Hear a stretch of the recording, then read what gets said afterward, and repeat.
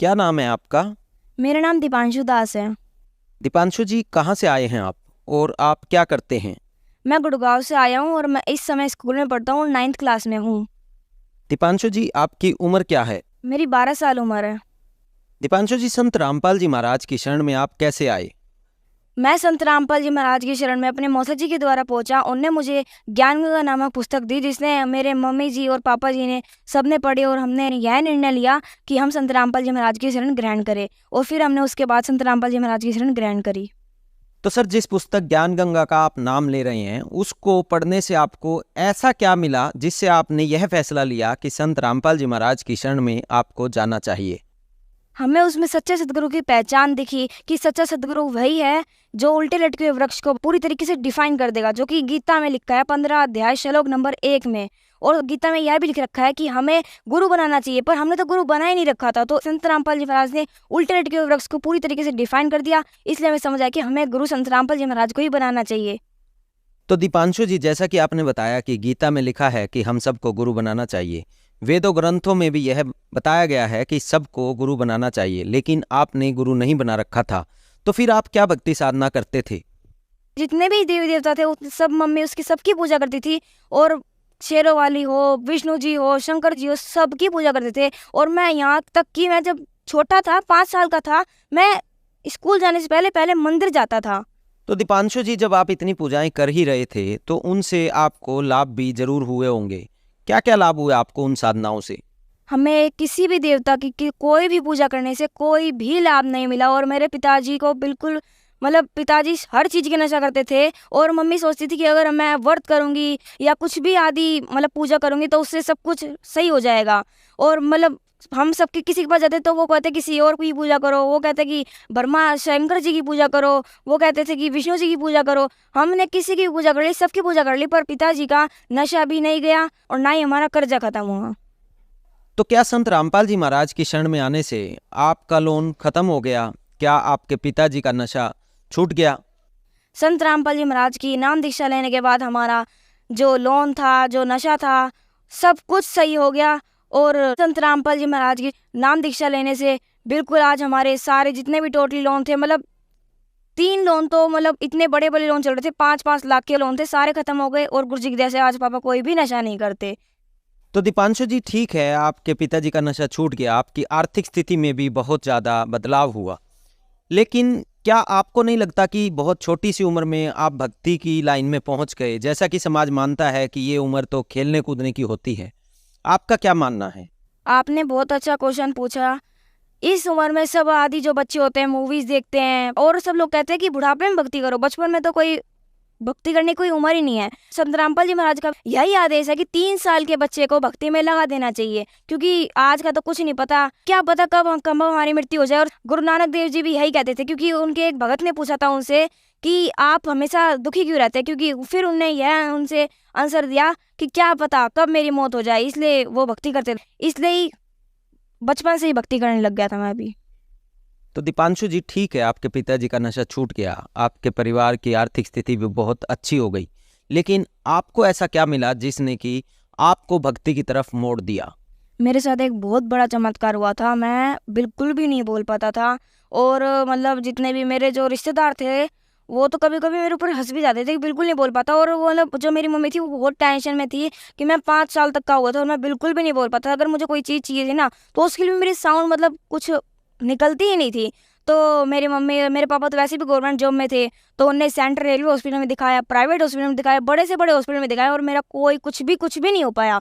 किसी भी हॉस्पिटल में कुछ नहीं हो पाया। जो मेरी नानी जी थी उन्हें मुझे तांत्रिकों के पास दिखाया, किसी के सबके पास दिखा लिया, पर मेरा कुछ नहीं हो पाया। फिर लास्ट में मेरी मम्मी ने यही डिसीजन लिया, जब मैंने नाम लेने के बाद मम्मी ने मुझे गुरुजी के पास दिखाया और गुरुजी ने आशीर्वाद दिया कि आज के बाद तो ये इतना बोलेगा, किसी को बोलने ही नहीं देगा। तो आज मैं इतना ही बोलता हूँ, किसी को बोलने ही नहीं देता गुरुजी की दया से। तो दीपांशु जी, आप बता रहे हैं कि 5 साल की उम्र तक आप बिल्कुल भी बोल नहीं सकते थे, तो संत रामपाल जी महाराज ने ऐसा क्या किया जिससे कि आपने बोलना शुरू कर दिया? उनने मुझे एक आशीर्वाद दिया, उनके आशीर्वाद मात्र से ही मैं बोलने लग गया। एक जो भक्ति है वो भक्ति देते हैं, भक्ति करने से सारे के सारे हमारे रोग खत्म हो जाते हैं, और हमें भक्ति जरूर करनी चाहिए। तो दीपांशु जी, आप इतनी छोटी सी उम्र में भक्ति करने लग गए हैं, जैसा कि आपने बताया कि आप बहुत छोटी सी उम्र में गूंगे थे, आप बोल नहीं सकते थे, मेडिकल साइंस उसको ठीक नहीं कर पाई, लेकिन संत रामपाल जी महाराज ने आशीर्वाद से ही आपको ठीक कर दिया।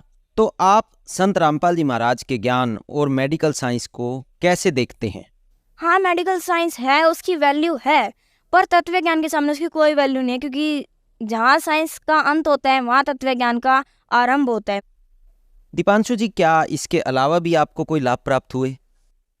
हाँ, मुझे बहुत से लाभ हुए। सबसे बड़ा तो मुझे यह लाभ हुआ कि मैंने संत रामपाल जी महाराज की शरण को ग्रहण करा, और संत रामपाल जी महाराज की शरण ग्रहण करने के बाद मैं आजीवन भक्ति करूँगा। जब तक मैं जीवित रहूँगा जब तक भक्ति करूँगा, और उसके बाद सतलोक का मोक्ष प्राप्त करूँगा। और भी कई लाभ हुए हैं। मेरी दीदी जब एक बार क्लास में बैठी थी और टीचर भी नहीं था, टीचर जाने के बाद मॉनिटर को खड़ा करता, और मॉनिटर खुद ऐसा था।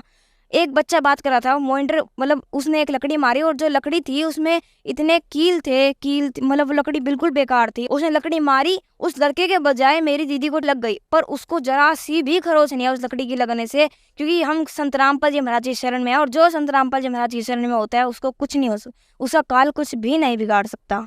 हमारा क्या कहते हैं, पापा पहले जयपुर में जॉब करते थे हॉस्पिटल में, और हॉस्पिटल में जॉब करने के बाद उनको हम गुड़गांव में रहते थे, पर वो रोज़ अप डाउन तो नहीं कर पाते, क्योंकि जयपुर और गुड़गांव का बहुत लंबा रास्ता पड़ जाता है, तो रोज़ ट्रेन से भी अप डाउन नहीं कर पाते थे। तो उनने ट्रांसफ़र की जब अर्जी लगाई, तो मतलब वो इतना गुरुजी को जब मानते नहीं थे, और मतलब जो उनके बड़े अफसर थे उन्होंने कहा कि 6-7 महीने में हो पाएगा, पर 6-7 महीने हम वहाँ रह नहीं सकते थे इतना।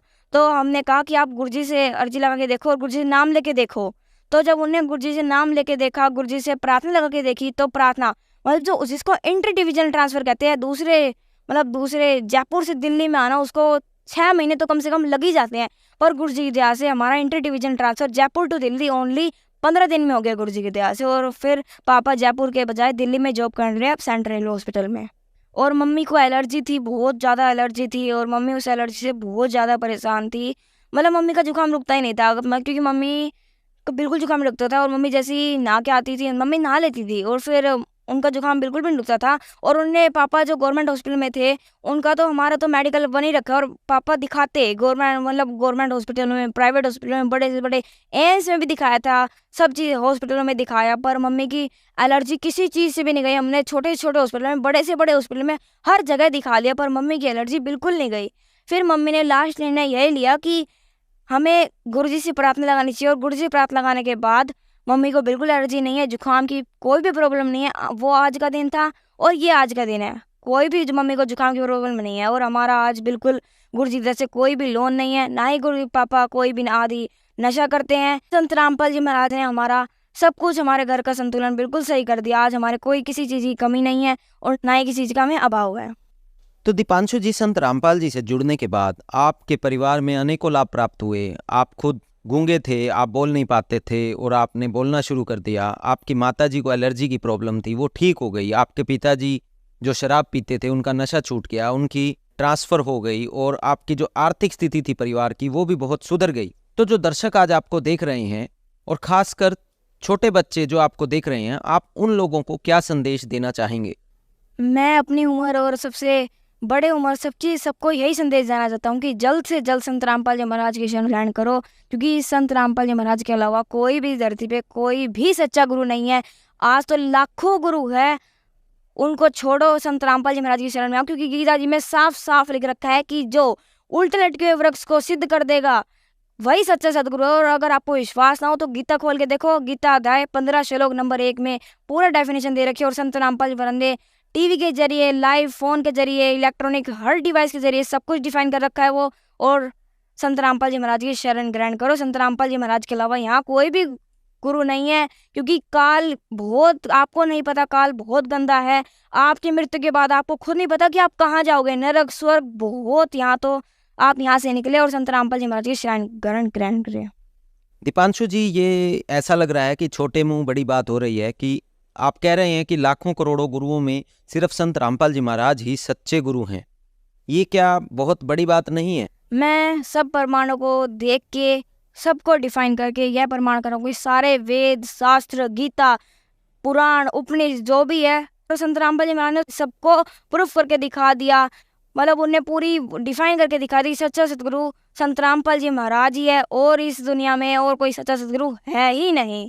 सारे वेद शास्त्रों को खोल खोल के दिखा रखा है। साधना चैनल पे दिखाते हैं, साधना चैनल पे सत्संग आता है, और अन्य इलेक्ट्रॉनिक डिवाइस है, मोबाइल है, सब पे दिखा रखा है। सारे वेद शास्त्र खोल के दिखा दिया कि, और मेरी भी यही नज़र है कि संत रामपाल जी महाराज की शरण ग्रहण हमें जल्दी से जल्दी करनी चाहिए। तो संत रामपाल जी महाराज से नाम दीक्षा कैसे ले सकते हैं? संत रामपाल जी महाराज की शरण में हम ऐसे आ सकते हैं, साधना चैनल पे 7:30 से